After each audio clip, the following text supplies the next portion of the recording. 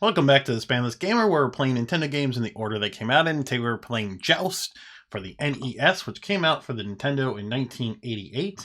And the box art is a super arcade hit.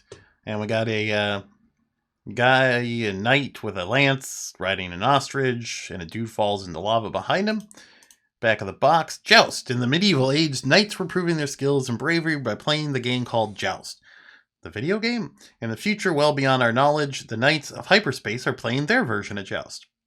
They saddle up the space ostrich and fight with aliens. You must adjust yourself to this unknown environment called hyperspace.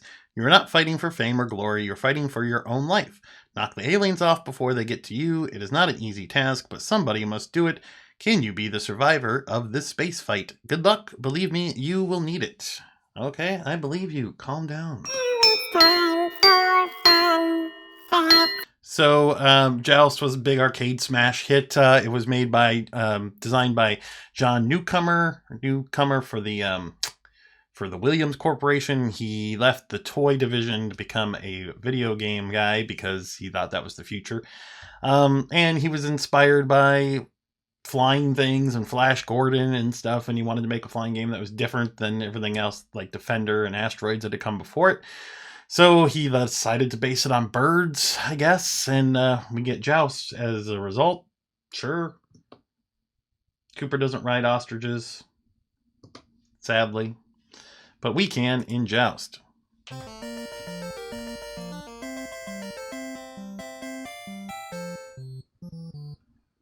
Okay.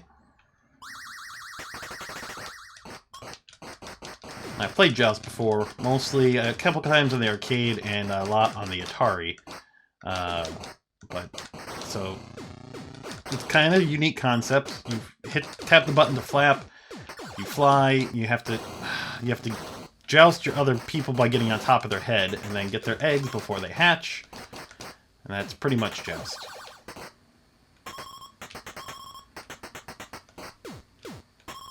Wave 2. Wave to who?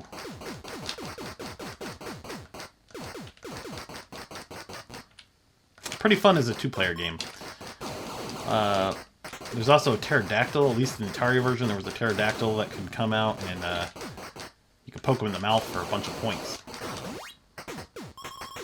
And I remember if you don't catch the eggs, I think they hatch into faster versions of the enemies. Oh man, I'm not so good at that. Try one more time. Okay. Take that. And that. And one of... Oh. That thing's gonna hatch if I don't get it. Oh! Yes! We are the jousting champion of the world.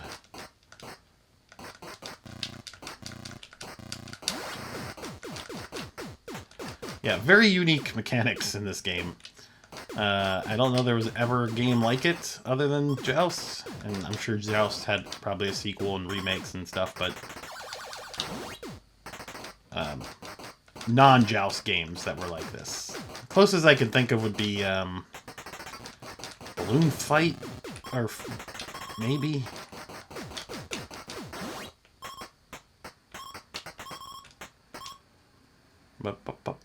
Oh no, the bridges, they're being destroyed by fire monsters. Wave 3. And I'm dead. I wonder if this is the first game that has randomized spawn points, because those little platforms you can spawn, you and the enemies can spawn out of those little white areas on the platforms, and it's random which one you come from, so... As far as I know, this is the first game that has that.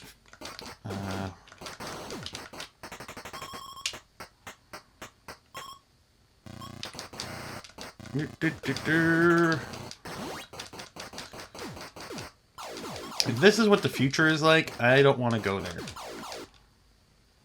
Game over. Okay, well, let's rate it. So graphics for Joust, it's pretty faithful arcade port. We're gonna give it a 4, I think. A 4, and sound, we're gonna give that a 4 as well. Music, there's not much going on there. A 1 in story.